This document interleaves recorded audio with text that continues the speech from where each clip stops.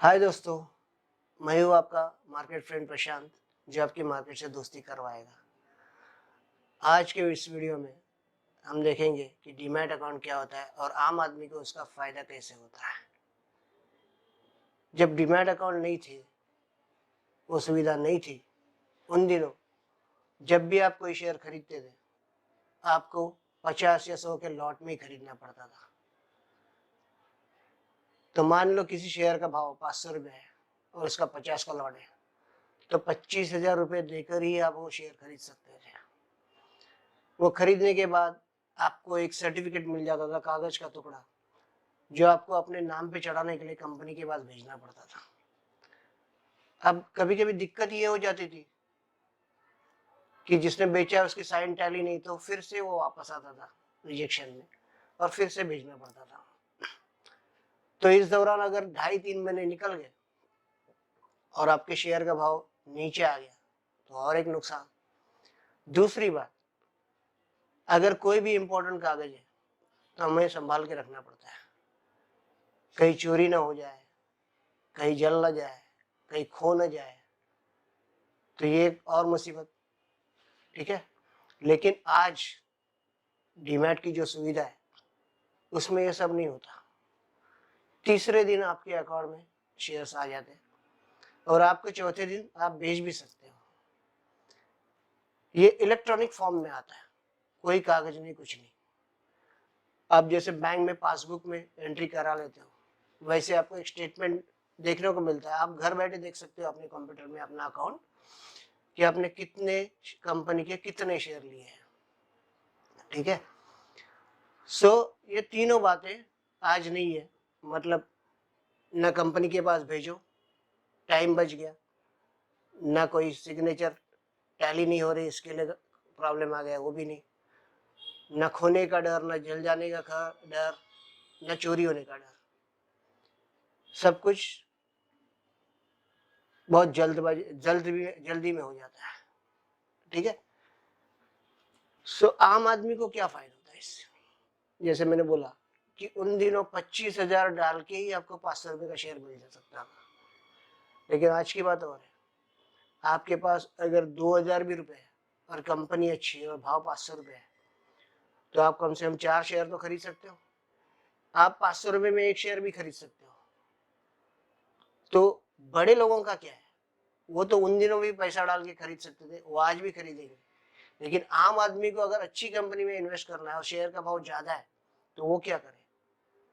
तो ये डीमैट की वजह से ये उसकी पहुंच में आ गया है। ठीक है, सो ये थे डीमैट के फायदे। अब डीमैट अकाउंट कौन खोलता है? आप किसी भी बैंक में खोल सकते हो, बहुत सारे बैंक खोलते हैं, ब्रोकर्स खोलते हैं, उसका कोई ये नहीं है, आप अपनी मर्जी से जहाँ चाहे खोल सकते हो।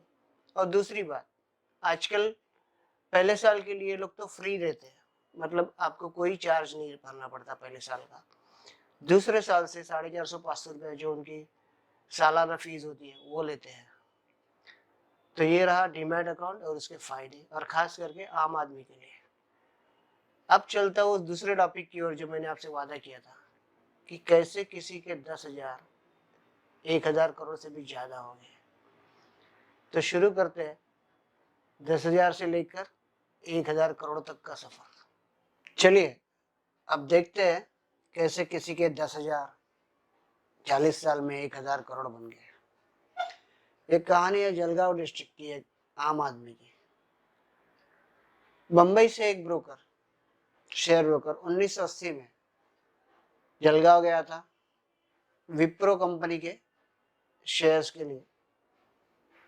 उसे किसी से मिलना था, और जैसे हम लोग किसी को एड्रेस पूछते हैं, वैसे उसने एक आदमी को जो चाय की टपरी पर चाय पी रहा था, उससे पूछा कि फलाना फलाना जगह जाना है, तो कैसे जाना है। बातचीत में उस आदमी को पता चला, उसने पूछा कि आप कौन हो, कहाँ से आए हो। उसने कहा मैं बम्बई से आया, शेयर्स का ये करता हूँ, काम करता हूँ।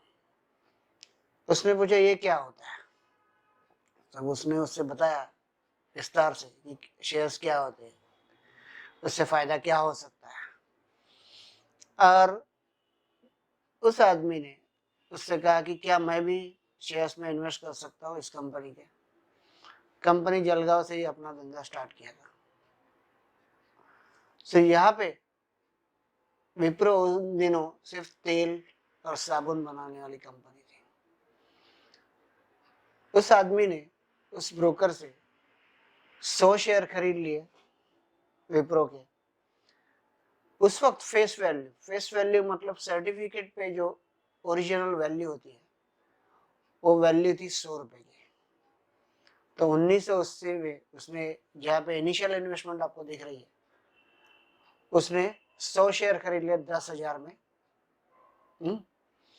1981 में अगले ही साल कंपनी ने एक पे एक बोनस दिया। अभी ये बोनस क्या होता है आपको पता है तो ठीक है, वरना मैं बता देता हूँ।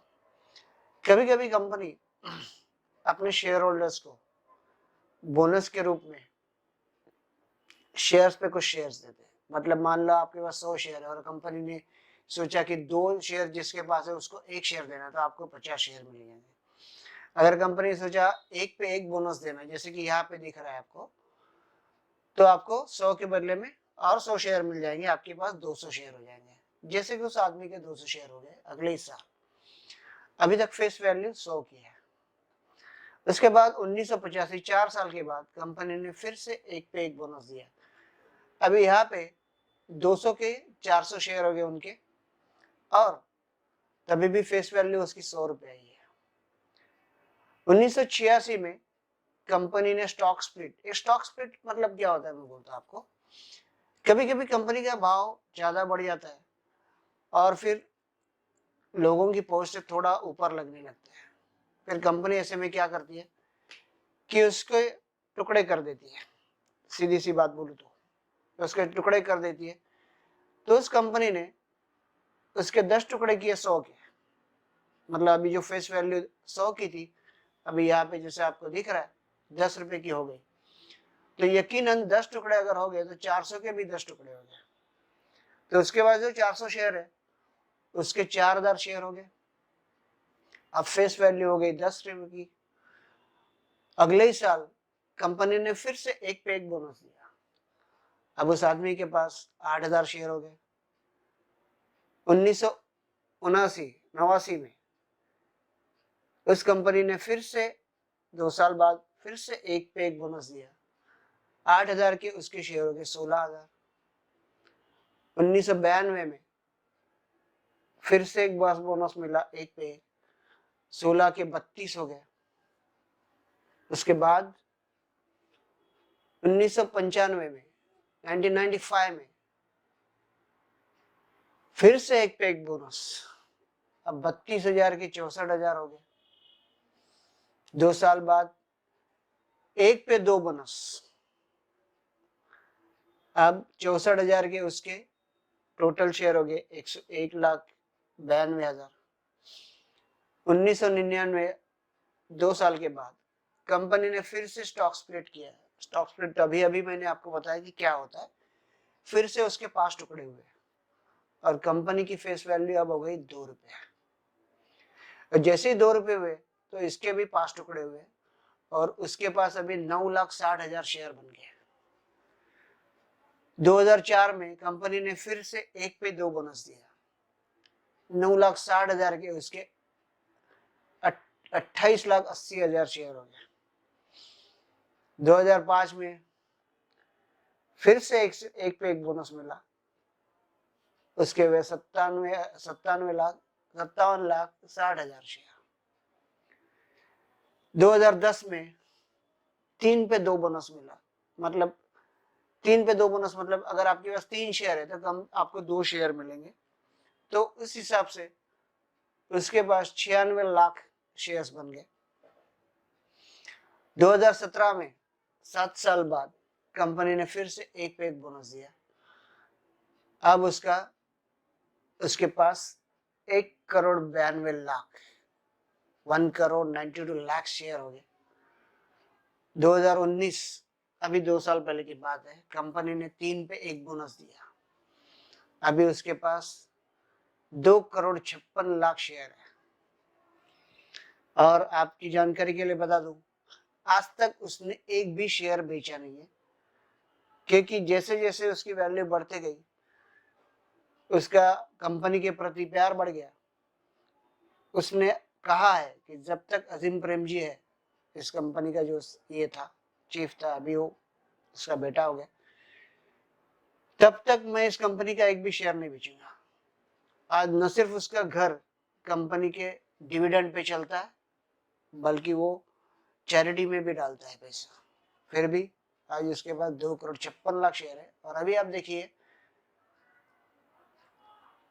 आज की डेट में कंपनी का रेट, कंपनी के शेयर्स के रेट 400 से ऊपर चल रहा है। मैंने यहाँ पे कैलकुलेशन के लिए सिर्फ 400 का आंकड़ा लिया है। उस हिसाब से 400 की जो मार्केट प्राइस है करंट, 400 400 प्लस की, तो 400 मैंने लिया है कैलकुलेशन के लिए। 1024 करोड़ उसके आज की डेट में है उसके पास। उसकी शेयर्स की वैल्यू आज की डेट में 1024 करोड़ है। सोचिए कैसे क्या हुआ होगा। काश कि अपनी भी लाइफ में ऐसा कोई शेयर आ जाए, ऐसा आपके मन में आया होगा भी। ठीक है, सो ये रहा 10,000 से लेकर 1,000 करोड़ तक का सफर। चलिए आगे की बात करते हैं। तो देखा आपने कैसे किसी कंपनी के शेयर ने किसी की जिंदगी बदल दी। एक पल के लिए आपके मन में आया हो, काश अपनी भी जिंदगी में ऐसा कोई शेयर आ जाए। आ सकता है, लेकिन उसके लिए आपको शेयर मार्केट में आना तो पड़ेगा। अब अगर ये वीडियो आपको अच्छा लगा हो तो आप लाइक दे सकते हो, शेयर भी कर सकते हो, और अगर सब्सक्राइब करना है तो कर लो। पैसा तो देने नहीं है, फ्री में ही है। ठीक है, अगले वीडियो में मैं आपको बताऊंगा कि कैसे टेक्निकल एनालिसिस आपके काम आता है सही वक्त पे सही शेयर चुनने में, ताकि आपको प्रॉफिट ही हो, आपको नुकसान ना हो, नुकसान की गुंजाइश कम से कम हो और प्रॉफिट ही प्रॉफिट हो। ठीक है, तो फिर मिलेंगे, तब तक के लिए अपना ख्याल रखना। बाय।